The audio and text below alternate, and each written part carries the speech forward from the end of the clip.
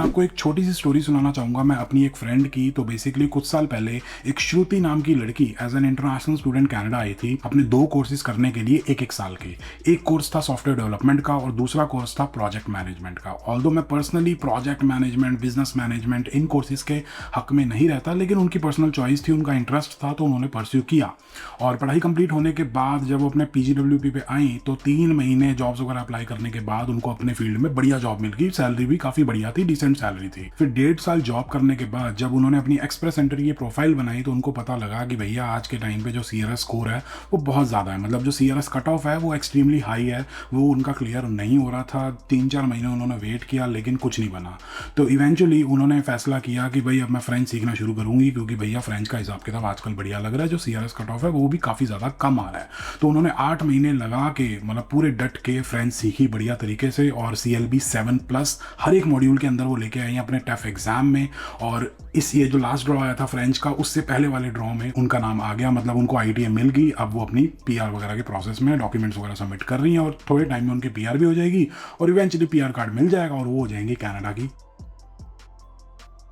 पक्की कनाडा वाली। इसीलिए आज के टाइम पे चाहे आप सोशल मीडिया पे चले जाओ या फिर किसी RCIC से बात कर लो, हर कोई ये कह रहा है कि भाई अगर आप फ्रेंच सीख लेते हो, अपने टफ एग्जाम में CLB 5+ या फिर CLB 7+ स्कोर ले आते हो, तो कनाडा की PR लेना बहुत ज़्यादा ईजी हो जाएगा।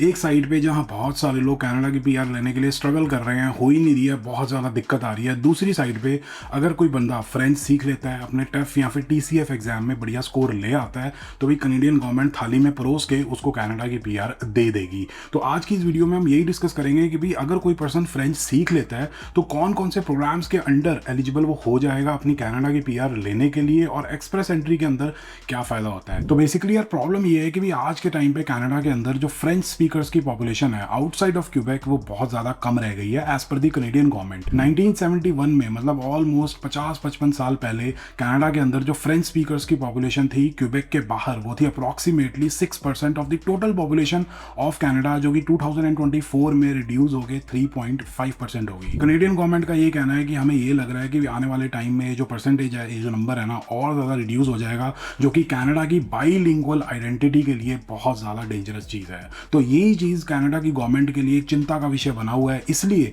जो कनेडियन गवर्नमेंट है वो फ्रैंकोफोन इमिग्रेशन पे पिछले 1-2 सालों से बहुत ज़्यादा फोकस दे रही है, जो टारगेट्स वगैरह उनको इंक्रीज कर रही है, और पर्टिकुलरली फ्रेंच स्पीकर्स के लिए नए नए प्रोग्राम्स वगैरह लेके आ रही है, जिनके बारे में भी वीडियो में आगे डिस्कस करेंगे। 2023 में जो टारगेट था ना, वो था कि भी जितने लोगों को कनाडा की PR दी जाएगी पूरे साल में 2023 में, उसका 4.4% जो नंबर है ना वो फ्रेंच स्पीकर्स का होगा। लेकिन 2024 में वो टारगेट इंक्रीज होकर 6% हो गया। 2025 का टारगेट है 8.5%, 2026 का टारगेट है 9.5% और 2027 का टारगेट है 10%। मतलब 2027 में हर 10 लोगों में से एक बंदा ऐसा होगा जो किसी फ्रेंच कैटेगरी के थ्रू या फिर किसी फ्रेंच वाले प्रोग्राम के थ्रू अपनी कनाडा की PR लेगा। और प्रोबेबली 2029 तक ये टारगेट इंक्रीज ही होता रहेगा, क्योंकि फ्रैंकोफोन इमिग्रेशन पे कनाडा का बहुत ज़्यादा फोकस है। अब बात करते हैं कि भी कहाँ कहाँ पे आपको फायदा हो सकता है अगर आप फ्रेंच सीख लेते हो, या फिर कौन कौन से प्रोग्राम्स के अंदर आप एलिजिबल हो जाते हो फ्रेंच सीख के अपनी कनाडा की PR लेने के लिए। तो यार सबसे पहला और सबसे बड़ा फायदा फ्रेंच सीखने का तो एक्सप्रेस एंट्री के अंदर ही हो जाता है। तो बेसिकली अगर कोई पर्सन अपने टफ एग्जाम में या फिर TCF एग्जाम में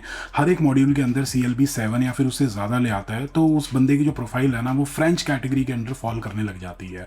और फ्रेंच कैटेगरी के ड्रॉस का तो आपको पता ही है, जो CRS कट ऑफ है वो बहुत ज़्यादा कम आता है। सितंबर 4 को जो ड्रॉ निकला था उसमें CRS कट ऑफ था 446। उससे पहले 8 अगस्त को जो ड्रॉ निकला था उसमें कट ऑफ था 481, और उससे पहले जो मार्च में कट ऑफ निकला था उसमें तो भाई साहब CRS कट ऑफ था 379। उससे पहले था 410। तो बहुत ज़्यादा कम कट ऑफ होता है फ्रेंच कैटेगरी वालों के लिए। इसलिए बंदा कोई फ्रेंच सीख लेता है तो PR लेना ऑलमोस्ट श्योर शॉट हो जाएगा। उसके ऊपर से फ्रेंच कैटेगरी के अंदर आने के लिए कोई स्पेशल या फिर स्पेसिफिक जॉब भी नहीं चाहिए होती, जैसे हेल्थ केयर वाली कैटेगरी होगी या फिर एग्रीकल्चर कैटेगरी या फिर स्किल्ड ट्रेड्स वाली कैटेगरी। कोई भी कैटेगरी का नाम ले लो, 6 में से सबके अंदर एक स्पेसिफिक जॉब चाहिए अगर आप उस कैटेगरी के थ्रू अपनी PR लेना चाहते हो। लेकिन फ्रेंच कैटेगरी के थ्रू PR लेने के लिए कोई स्पेसिफिक जॉब की जरूरत नहीं है, सिर्फ फ्रेंच आनी चाहिए, टफ के अंदर बढ़िया स्कोर होना चाहिए, तो आसानी से PR हो जाएगी। उसके ऊपर से अगर फ्रेंच आती है, टफ एग्जाम में ठीक ठाक स्कोर आ रखा है तो उस केस में CRS स्कोर में बोनस पॉइंट्स भी मिलते हैं। अगर कोई बंदा जिसको इंटरमीडिएट फ्रेंच आती है,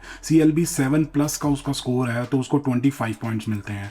और फ्रेंच के साथ साथ अगर इंग्लिश में भी CLB 5+ का स्कोर है, जो प्रॉबली आती ही होगी, अगर फ्रेंच आती है, बंदा इंडिया से है, तो प्रॉबली क्या, मोस्ट प्रोबेबली इंग्लिश तो आती होगी, तो उस केस में फ्रेंच प्लस इंग्लिश के कॉम्बिनेशन की वजह से 50 पॉइंट्स एक्स्ट्रा मिलते हैं अपने CRS स्कोर में। किसी के 480 है तो 530 हो जाएंगे, 500 है तो 550 हो जाएंगे। तो सिंपल शब्दों में अगर बोलूं तो गेटिंग CLB 7 या फिर CLB 7+ इन TEF और TCF exam is your golden ticket two Canadian PR। बाकी अगर उन स्पेसिफिक प्रोग्राम्स की बात करें जिनके थ्रू आप फ्रेंच सीख के या तो अपनी कनाडा की PR ले सकते हो या फिर कोई वर्क परमिट लेके अपनी कनाडा के अंदर स्टे को एक्सटेंड करा सकते हो ताकि आपको कनाडा की PR लेने का थोड़ा और चांस मिल जाए, तो उनके अंदर सबसे टॉप पे सबसे पहला प्रोग्राम आता है फ्रैंकोफोन मोबिलिटी वर्क परमिट। तो बहुत सारे ऐसे लोग हैं जो as an international student Canada आए थे, फिर यहाँ कनाडा के अंदर अपनी पढ़ाई कंप्लीट करने के बाद वो पोस्ट ग्रेजुएट वर्क परमिट पे आ गए, जो कि 3 साल का था। लेकिन अब 3 साल निकल चुके हैं, कनाडा की PR का कोई अता पता नहीं है, क्योंकि आजकल औखा हिसाब किताब हो रखा है। अब उनको हो सकता है कि अपनी होम कंट्री में वापस जाना पड़े, तो इस वर्क परमिट के थ्रू आप अपनी कनाडा के अंदर स्टे को एक्सटेंड कर सकते हो। तो बेसिकली इस प्रोग्राम के अंदर आपको फ्रेंच एग्जाम देना पड़ेगा, TEF या TCF, और उसके अंदर CLB 5 या उससे ज़्यादा स्कोर लेके आना पड़ेगा।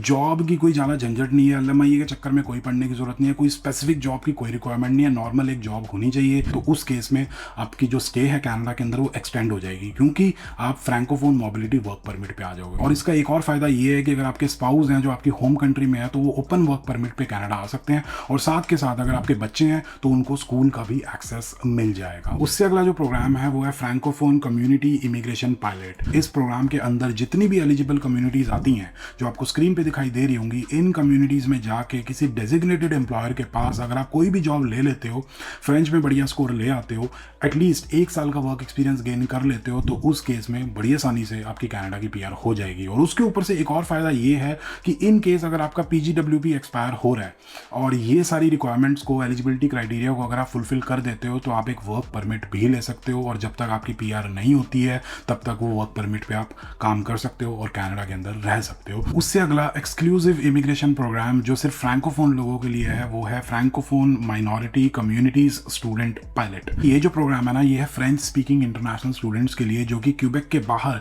किसी फ्रेंच यूनिवर्सिटी या फिर फ्रेंच कॉलेज से ग्रेजुएट होते हैं। और इस प्रोग्राम के थ्रू अपनी कनाडा की PR लेना बहुत बहुत बहुत ज़्यादा आसान है। और उसके साथ साथ PR के बाद जो सेटलमेंट सर्विसेज हैं, जो सेटलमेंट सपोर्ट है ना, कैनेडियन गवर्नमेंट वो भी प्रोवाइड करती है। बस एक कैच ये है कि भाई अपने फ्रेंच एग्जाम में CLB 7 या फिर उससे ज़्यादा स्कोर लेके आना होगा, मतलब TEF या फिर TCF एग्जाम में। अब इससे अगला जो प्रोग्राम है वो टेक्निकली एक इमिग्रेशन प्रोग्राम नहीं है, उसके थ्रू कनाडा की PR नहीं होगी, लेकिन वो एक सेटलमेंट सर्विस या फिर सेटलमेंट सपोर्ट, एक सेटलमेंट इनिशिएटिव है जिसका नाम है वेलकमिंग फ्रैंकोफोन कम्युनिटीज इनिशिएटिव, मतलब WFC। तो बेसिकली यार सिस्टम ऐसा है कि कुल मिला के 24 कम्युनिटीज कनाडा की ऐसी हैं, ऐसे 24 शहर हैं जो इस प्रोग्राम के अंदर फिलहाल पार्टिसिपेट कर रहे हैं। उन शहरों के अंदर जो लोकल फ्रैंकोफोन ग्रुप्स हैं ना, उनको गवर्नमेंट से फंडिंग मिलती है, और ये जो ग्रुप्स हैं, जो न्यू कमर फ्रेंच स्पीकर्स होते हैं ना, उनको हर तरीके से सपोर्ट करते हैं, चाहे सोशल सपोर्ट हो गया, जॉब से रिलेटेड सपोर्ट हो गई, या फिर हाउसिंग से रिलेटेड कोई सपोर्ट चाहिए, या फिर अगर कम्युनिटी के अंदर इंटीग्रेट करने में कोई प्रॉब्लम आ रही है, तो वहाँ पे भी न्यू कमर्स को ये जो ग्रुप्स हैं, जो ऑर्गेनाइजेशंस हैं, सपोर्ट करती हैं। तो इस प्रोग्राम का ये सीन है। इसके थ्रू कनाडा की PR नहीं होगी, लेकिन अगर कोई बंदा किसी फ्रेंच कैटेगरी के थ्रू या फिर किसी फ्रेंच के प्रोग्राम के थ्रू PR लेके इन 24 कम्युनिटीज में सेटल होने का डिसाइड करता है, तो उस केस में जो लोकल ग्रुप्स हैं ये हर तरीके से उस बंदे को सपोर्ट करेंगे। और आखिरी और सबसे बड़ा फायदा ये है कि भी कनाडा के कुछ स्पेसिफिक इकोनॉमिक सेक्टर्स हैं जिनके अंदर बाइलिंगुअल लोगों की बहुत ज़्यादा डिमांड रहती है, मतलब ऐसे लोग जो इंग्लिश और फ्रेंच दोनों बोल सकते हैं फ्लुएंटली, समझ सकते हैं फ्लुएंटली, मतलब सारा हिसाब किताब बढ़िया है दोनों लैंग्वेजेस के अंदर। सेक्टर्स जैसे कि health care, education, customer service या फिर रिटेल वगैरह, यहाँ पे ऐसे लोग जो दोनों लैंग्वेजेस बोल सकते हैं, समझ सकते हैं, उनकी बहुत ज़्यादा डिमांड रहती है। तो जॉब्स मिलना काफ़ी ज़्यादा ईजी हो जाता है, क्योंकि यहाँ पे जो एम्प्लॉयमेंट रेट है वो काफ़ी ज़्यादा रहता है। बहुत सारे ऐसे लोग नहीं मिलेंगे जो बाइलिंगुअल होते हैं, तो इसलिए कंपटीशन काफ़ी ज़्यादा कम हो जाता है अगर बंदे को फ्रेंच आती है। और वीडियो के स्टार्टिंग में मेरी बहुत ही अच्छी फ्रेंड श्रुति की जो मैंने स्टोरी सुनाई थी, उसकी स्टोरी के थ्रू मैं यही बताना चाहूँगा कि यार वेट मत करो, मतलब अपना पढ़ाई कंप्लीट होने से पहले ही अपनी प्लानिंग वगैरह कर लो कि भी आजकल क्या हिसाब किताब चल रहा है इमिग्रेशन का, तो उस हिसाब से मेरे को सारे एक्शन वगैरह लेने हैं, मेरे को फ्रेंच सीखनी है, प्रोविंस चेंज करनी है, या फिर क्या करना है।